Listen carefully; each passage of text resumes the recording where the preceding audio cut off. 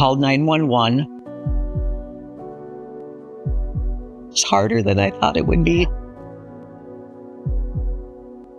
It took them 2 minutes and 38 seconds to get there, which is nothing. 2 minutes and 38 seconds from the time Jeff dialed 911. There were first responders helping my dad. So the Cloquet Area Fire District is a special taxing district. We actually formed in 2009 with two communities coming together. It was Perch Lake Township and the city of Cloquet. And so that was the start of a collaboration in this region that ended up with additional cities coming on board. So once Breveter Township joined, that formed the primary area of the fire district, which is our core communities that receive all of the services of the district: fire, rescue, ambulance, community risk reduction services. And then we serve a much greater footprint in the region in regards to ambulance service. So the facility that we currently operate out of is our primary response facility that all of our career staff operate out of, and a subset of our paid-on-call staff. Used to be the Cloquet Fire Department's base of operation, where we've packed all of this equipment and all of the staff into a building that was originally designed for a much smaller base of operations. You can see we can't even get the doors all the way open. Right. They have to pull the ambulance out onto the approach and pull the stretcher out. Right. If they want to do that with the ambulance that's in the rear space, they have to pull this one out and move this one forward. And so it just creates this level of difficulty, especially when you've got winter conditions and the temps are in the negative degrees. Right. It's cold. So then you're losing heat in the building. You're operating in a cold environment. The building itself is old and the structure isn't great to just continue to add on to. Very happy that the fire district was proactive in getting this land that they have next to Diamond over here. That is just a great spot for it, because from an access standpoint, they could access the community, access the entire district, as I understand it, in a very timely manner, be much more efficient. Right now, we're just putting lipstick on a pig down there. And we put a new boiler in, I understand, and we're just putting money into an old facility, and that just doesn't work. We need to have something that's really good for the community and can serve the community well. And so I'm a very strong advocate of having this fire district have the facility that they need to have to be able to serve the community of Cloquet. In a stroke, as you know, minutes mean all the difference from one outcome to the next. And the fire district got me down to St. Luke's Hospital. They did a quick assessment of me and they said, have a good chat with God in the next 5 minutes. And I give all the credit to the fire district for getting me down to St. Luke's that quick to be able to really be able to be sitting here today. And I thank the fire district. Jesse Buse was the guy in charge in the ambulance, and he calmed me down going down there because I was just, I was very concerned.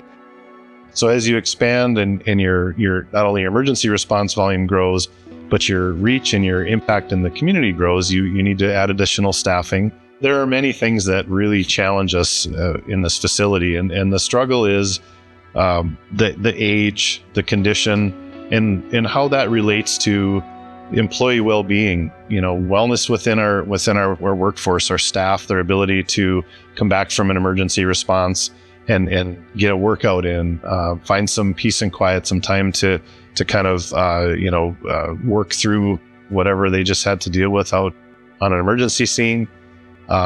We don't have enough room to work on restocking our ambulances or to clean and sanitize equipment in our ambulances when we come back. When we back them into the building, there's so little space that we actually have to pull the ambulances out. Our storage is so limited that we have multiple different locations where we keep our EMS supplies. Having that need as far as a news station, it's not only about response, it's not only about customer service, but it's also about morale, recruitment, retention, and then just the simple safety aspects that we need to ensure for our department members. I do share my room with two other males. There's no females in my room, I'm the only one. On shift, it's not an issue because my shift is small enough that I don't have to share a room with anyone. It always seems like there's too much stuff for too little rooms that we have. That's one part that I have a strong passion for getting a bigger building, is because I need more space to, these ambulances, we use a lot of different stuff, and a lot of the stuff is disposable and, one-time use. And so we need a lot of spare equipment around to replace everything. And just being able to have a space for the crew and myself, so health and wellness is super important, but having a place where they can all, because shift workouts are a part of the day, and there's not a really great space for them to be able to do that. How does that impact response times and then just operational efficiency and frustration maybe of some of your staff? Time is of the essence when we're responding to an emergency, and the building contributes a lot to the efficiency of that response. If we have to move from the further parts of our building to the apparatus bay to get into an ambulance or into a fire truck, it slows us down. The housing, the sleeping quarters, that kind of stuff has evolved into not enough of it.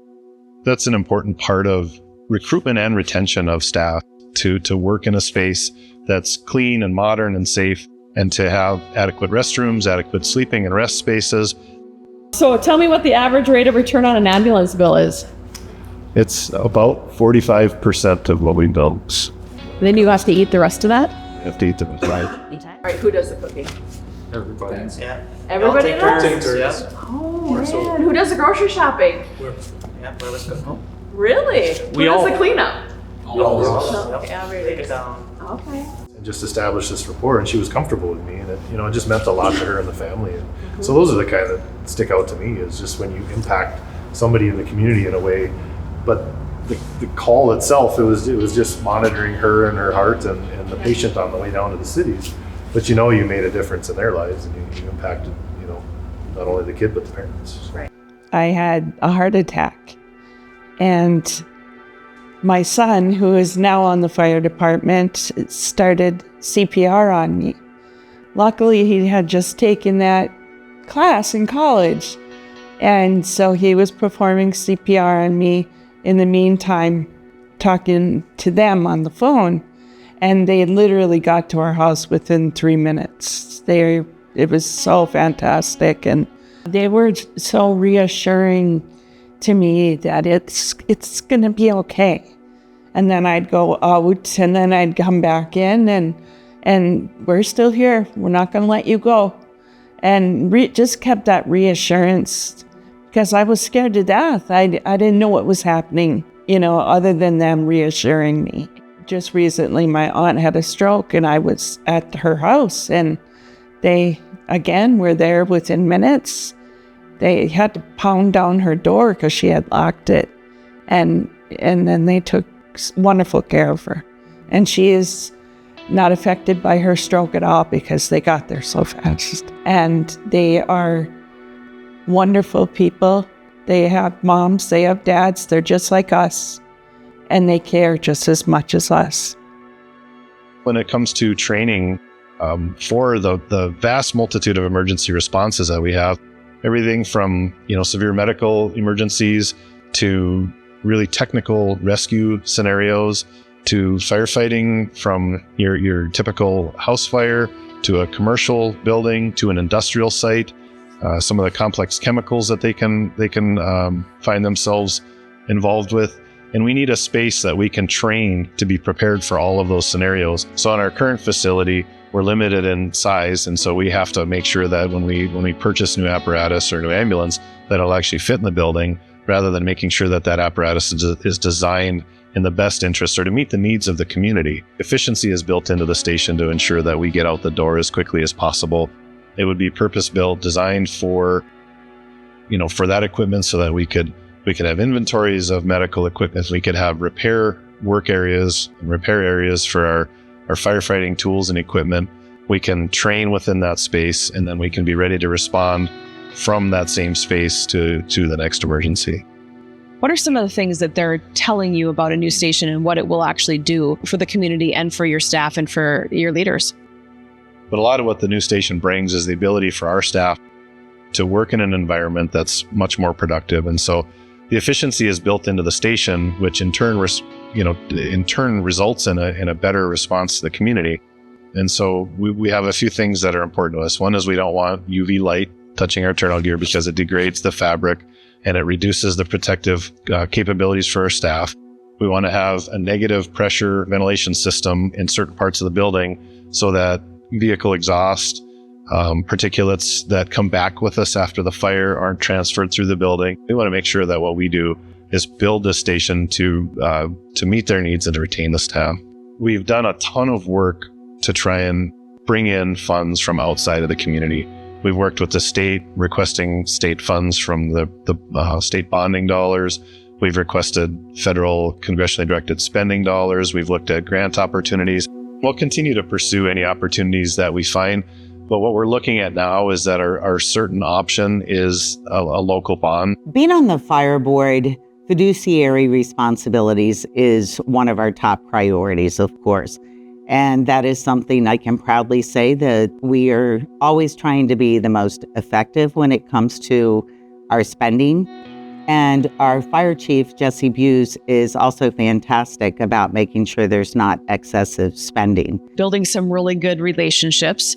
You have a lobbyist. You've met with a lot of our representatives. Talk through that process. And so our legislators locally, they understand who we are. They know me very well, and they know what our challenges are. And so we're telling that story to make sure that other legislators support our efforts to try and establish some state aid funds when it comes to state and federal funding, so they don't all have to be carried by the local taxpayers. So you're really pioneering a path forward for other districts for the future. The new facility helps us move into the future. It's the next generation of firefighters, and it really allows us to ensure that we have long-term sustainability in the Cloquet Area Fire District and in the region. And, at this time, we're answering about 3,500 emergency response calls or incidents each year. Health and safety programs and to hold CPR classes and bring community members into a facility that can accommodate a lot of those community outreach programs that we want to host and to hold. We realize that a new facility is very costly and that we want to be responsible. We want to be good stewards of the taxpayers' money. In our communities, we always say things like safety is most important, safety first. And obviously, we've been very fortunate here in this community to have the fire program that we have and have the first responders we have access to. We don't take those things for granted here at the school district and believe that they're extremely valuable. And so we would hope that that same level of value is placed by others who make key decisions, and that they would see the value in continuing to support those efforts that are happening here. And so all of the studies that we've commissioned, both the Cloquet Area Fire District and then others in our region have commissioned, recommended that this building, this space was not suitable. Geographically, it's in a good location, but we're landlocked with the hillside. The building itself is too small. I think what people don't understand is just that cost of construction to renovate is more costly than to build new. And especially when people see the conditions that you're in right now, when they watch this video, they'll see that's a big lift. And the choice to spend a lot of money in our current building is just not a wise choice because it doesn't set us up for a long-term solution. Most people don't think that they'll need an ambulance or they'll need the fire department until the very instance that they need them. And then they want them to be close. They want them to be quick. They want them to be highly capable. And we have that in this community. They are an extension of us. They're oftentimes bringing us the sickest of patients. A significant number of the most acutely ill or injured patients come to us from the fire district. In our former lives, we were nurse anesthetists, and I was employed by the hospital up here in Cloquet and got to be friends with a nurse that I worked with, and her husband was the fire chief at that time, the former fire chief. And through that relationship with those two, I got involved in some skills training with the paramedics and the EMTs and the firefighters. And I started doing classes on intubation with them, and then worked with the hospital to get them to be able to take tours through the OR and to work on their skills and intubations with the patients that were having anesthesia at the time. And thanks to them. And then there are other times where they're on the other side of that, helping provide that continuum of care by dealing with the transfers going out of those sickest people who have certain conditions or situations that we are able to stabilize but aren't able to provide the final treatment. So without them, we'd be in a world of hurt.